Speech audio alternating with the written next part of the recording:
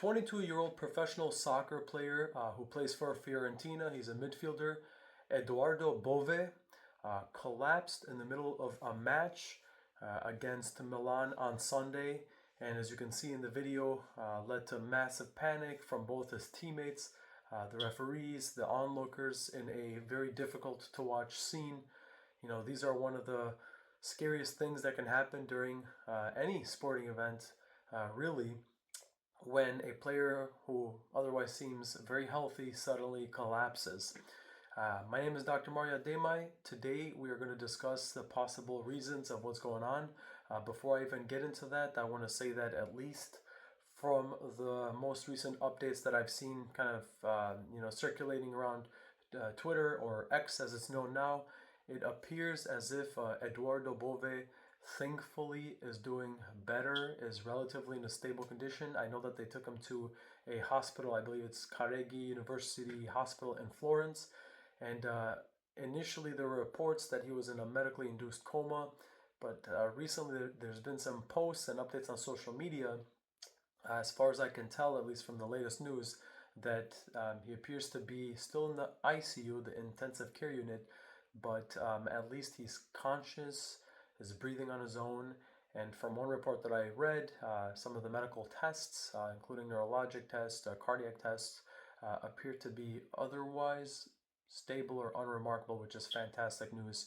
Again, we'll have to wait for some official reports to get the most recent updates, but just from what I'm seeing, at least thankfully, he, at the very latest updates that I'm seeing, trending, appears to be at least stable, even though he's still in the intensive care unit, which is thankfully amazing news, especially given, the very scary scene. It's hard to watch just on our own phone screens and laptops. Can't imagine what it must have been like in person for his teammates, for the fans that were there watching that. It's obviously a very scary sight. As you can see in the video, the reaction from his teammates and the refs and the medical staff was very rapid. In situations like this, matter of seconds or minutes can be life or death between every case, and so I think the rapid response and getting him to a hospital center immediately right away, kudos to the care team that's there to look over things like the soccer match, and reacted very quickly. That likely contributed significantly to saving his life. So first and foremost, I just want to make sure that I mention what a lot of us are feeling in our hearts, that we hope that he has a quick and speedy recovery and gets back to what he loves the most, which is playing professional soccer, entertaining millions of people around the world. Health and safety is always first and foremost the most important. So as mentioned, my name is Dr. Ademaj. I'm a medical doctor. I want to give you some educational information without speculating too much, because of course it's so hard to really make assessments, medical assessments based off of very limited information. Things like this have certainly happened in past soccer games. I remember I even covered this, it was a few years ago, where I covered another soccer match where something similar happened, and luckily that professional player thankfully now is doing all right, and he's back to playing soccer and everything. So thankfully, everything went all right. So when it comes to, incidents like this, there's a lot of possibilities. One of the things that we worry about with athletes is, heart conditions. Is there some anatomically different condition that predisposes somebody to have collapses? Collapses or loss of consciousness could happen for many reasons. You can be dehydrated. You can have electrolyte imbalances that can lead you to collapse. You can have heat strokes, where it's so hot and you're playing in a hot environment, and that can certainly cause you to faint or lose consciousness or collapse, etc. But we certainly worry about HOCM, or hypertrophic cardiomyopathy. That's something that is a big concern with athletes, especially athletes when they're seemingly doing all right and seemingly healthy and playing and running. And then all of a sudden something like this happens where they collapse. I made another video about this. You can find this in my past YouTube videos, but hypertrophic cardiomyopathy is a condition that predisposes the heart to become a little bit more enlarged than normal. The heart muscles become more enlarged, so you have a bigger heart. But that's a problem because a bigger heart can make it very difficult for the blood to circulate, and the outflow of the blood that's supposed to circulate to the rest of the body, to feed the rest of the body, and even feed the heart itself through smaller arteries, that outflow can be obstructed, and that can cause, obviously heart attack, could cause heart issues, could cause death, could cause even strokes, can lead to strokes because you're not getting enough blood up to the brain. So that's something, that we worry about. Oftentimes, even though it's rare, but sometimes athletes can even be predisposed to these physiologic or anatomical cardiac changes that can lead to arrhythmias. So all an arrhythmia is a change in the rhythm of the heart. Remember, the heart shoots electrical signals that starts from the top of the heart and goes down, and that's what causes a beat. So this happens. Think of how many times it happens over the course of a minute. So all your life, there's electrical signal that circulates down the heart. If you ever have something that changes the anatomy or shape of the heart, such as HOCM, the hypertrophic or enlarged heart, or anything else that can predispose, or if you've ever had a heart attack in the past where the cells of the heart might have died off and it changes a little bit the shape of the heart, and maybe you've had heart failure where the heart looks like a little bit more of a balloon, it's more rounded like a large balloon. Any anatomical changes of the heart can cause that electrical current to become abnormal, and that can lead to an arrhythmia.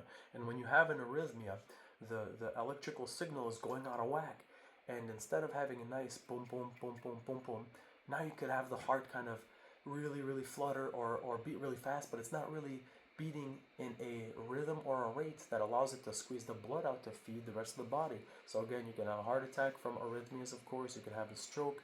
You can lose consciousness, collapse on the field.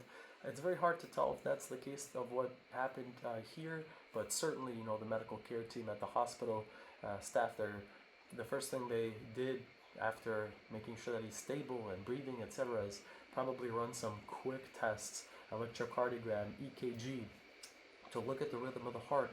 I'm sure if they haven't done so, to do an ultrasound, echo of the heart to take a look at the anatomy, the shape of the heart. I'm sure they did some tests to make sure there's no component of a stroke.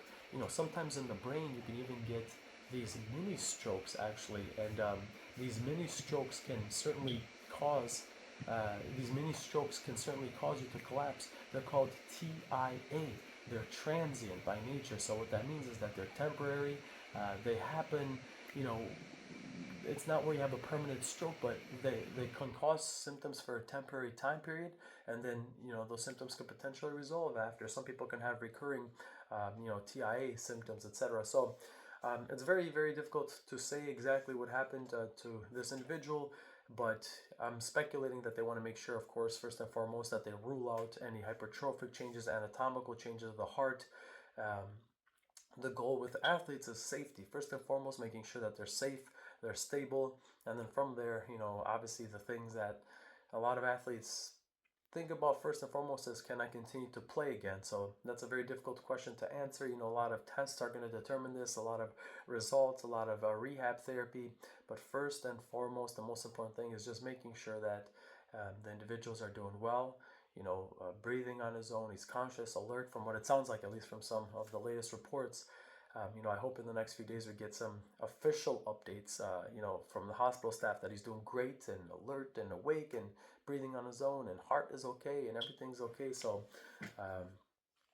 these kind of episodes are certainly very, very scary to go through, and I just hope for the fastest and safest recovery for him. I'm sure his loved ones, are certainly hurting today, like a lot of the football community and the football world is.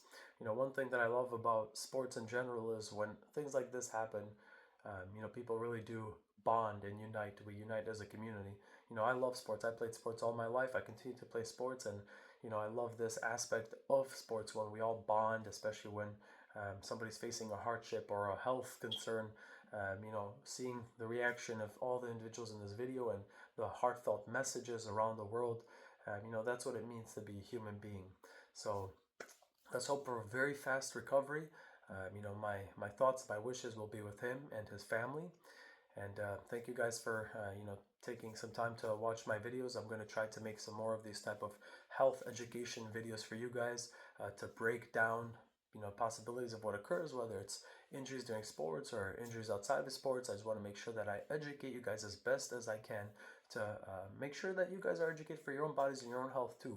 And hopefully that can guide you if you ever need the information to apply to your health. Hopefully that can guide you as well. Thank you guys so much for listening. Don't forget to subscribe. I'm going to continue to try and make great content for you guys, and hope for a speedy recovery for him. God bless.